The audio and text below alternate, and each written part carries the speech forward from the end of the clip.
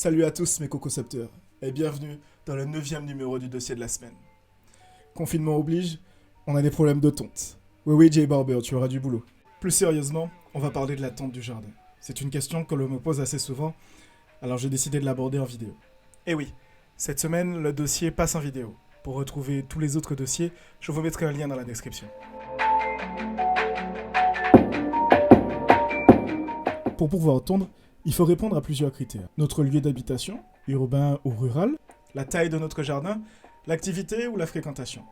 Tout ça va nous permettre de déterminer plusieurs choses, mais la première chose, le matériel. Quel matériel on va utiliser, en fonction de si on se retrouve en milieu urbain avec un petit jardinet, ou si en milieu rural, nous avons un champ de 4 hectares.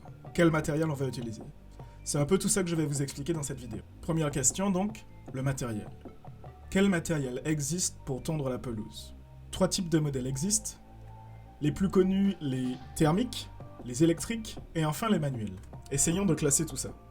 Pour les thermiques, nous avons les tondeuses poussées et les tondeuses autoportées. Pour les tondeuses électriques, nous avons les autonomes sur batterie et les filaires, branchés sur secteur.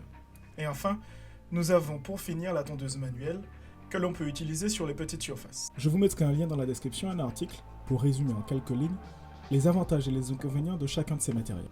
Passons maintenant à la taille de votre jardin. Petit, moyen, grand, cela peut paraître un peu flou, n'est-ce pas? Pour vous aider à décrire votre jardin, je vais vous donner quelques chiffres. En France, la taille moyenne de jardin est de 500 m².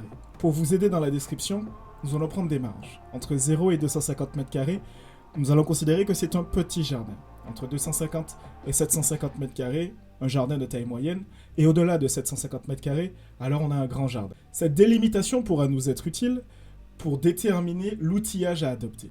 Pour les petites surfaces, on va privilégier l'outillage manuel ou électrique.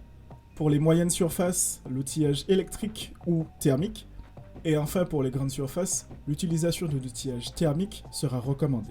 Mais attention, la taille du jardin n'est pas le seul critère à adopter.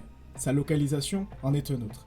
S'il se retrouve en milieu urbain ou en milieu rural, cela déterminera également l'outillage. Et comme je pense vous l'aurez deviné, en milieu urbain, la recherche de moins de nuisances sonores sera privilégiée, à l'exemple de l'outillage électrique ou manuel. Après avoir abordé les surfaces, abordons la période. La période de tonte. Quand dois-je tondre ma pelouse? Cette question revient assez régulièrement. Pour faire simple, il faut pouvoir tondre sa pelouse entre le printemps et l'automne toutes les semaines, avoir une tonte par semaine. Néanmoins, cette règle n'est pas immuable, elle évolue dans le temps, en fonction des conditions climatiques par exemple. S'il y a de fortes chaleurs en été, il faudra pouvoir étaler la fréquence de tonte, toutes les 3 à 4 semaines. Après avoir abordé le matériel, la surface et les périodes de tonte, nous allons aborder la fréquentation. Pour vous aider à déterminer cette fréquentation, n'hésitez pas à faire des zones dans votre jardin. Les zones les plus fréquentées, bien évidemment, nécessiteront d'un entretien et d'une tonte beaucoup plus accrue que les zones les moins fréquentées. Il n'est donc pas nécessaire de tondre son jardin sur toute la surface avec la même intensité. Les zones les moins fréquentées peuvent bénéficier d'un entretien plus léger. Voilà mes co-concepteurs. J'ai été ravi de faire cette vidéo. Si cette vidéo vous a plu, vous pouvez retrouver d'autres podcasts sur SoundCloud et maintenant du coup sur YouTube.